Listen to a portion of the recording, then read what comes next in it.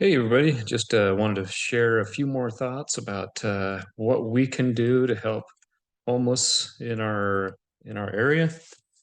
Basically, I think the first place to start is learning what resources there are out there. All of our communities have a number of things. We don't have to do it alone. Only so much that I can do. I can stop and talk to a homeless person and get kind of an idea of what their life story is, understand where they're coming from and where some of their needs are. But I can only do so much. I think the thing to do, and I remember stopping and talking to this been a few months ago, a guy and his girlfriend. It was a young man, probably in his 20s. His girlfriend's about the same age, and they were standing on the corner right next to a big bank. And I stopped and talked to him for a few minutes and I said, "Hey, there's some resources available. If I give you a few dollars today, that's maybe it'll buy you some food. It's very short term. Long term, there's help out there to help you get back on your feet. Have you looked at Switch Point? It's a place down here in southern Utah that's to get people back on their feet." And he said, "Yeah, I have, but I got kicked out." And I thought, well, um, maybe we should go back and see if they can help. And I think he had done some things. They do have rules. You can't, use drugs or be violent, that kind of stuff, while you're in their care facility. But anyway, there are things that your community does that could help people. And I had mentioned SwitchPoint. The whole premise of their philosophy is, getting people to a point where they can stand on their own.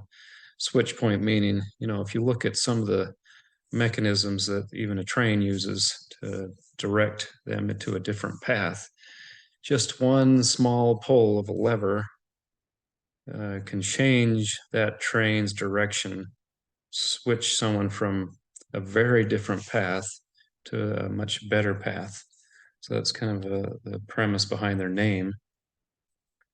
So, some of the things that they provide, and I've been willing to take people to these places. They have counselors as intake counselors that can talk to them. They sit down and talk about their needs, some of their experiences they've had, experiences with jobs. They have counselors to help people get into jobs. They have resources like food pantries where people can come and get short-term needs for food and long-term. They even have a facility for gardens, a hydroponic garden they use the produce produced to help supplement their income needs that people can come and volunteer at. They also provide subsidized housing. The guy I had talked to before and given a ride to from uh, Cedar City to St. George, he had an income. He had Social Security income of about $1,300. But most rent, even if you're renting a room, it's five, 600, $700. And then you have, you know, very little for car insurance, a car, food. And so this switch point provides subsidized housing. And they actually have their goal is to have 1,000 units, 1,000 doors where they can house people long term. They recently just converted an old motel or hotel into long-term housing. That was like 50 units. But like I say, they have a goal to get 1,000 units to help people get into long-term housing and off the street. Also, part of the difficulty for people is they're getting back to work and they have children is the cost of daycare is just so immense. It takes uh, most of their check where it doesn't make sense financially to work. And so they have come up with a place for daycare.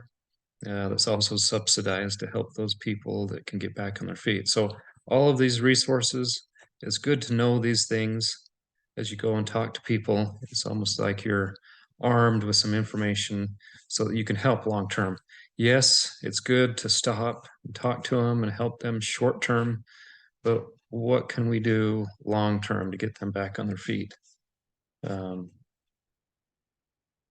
so just wanted to share that with you. Thanks.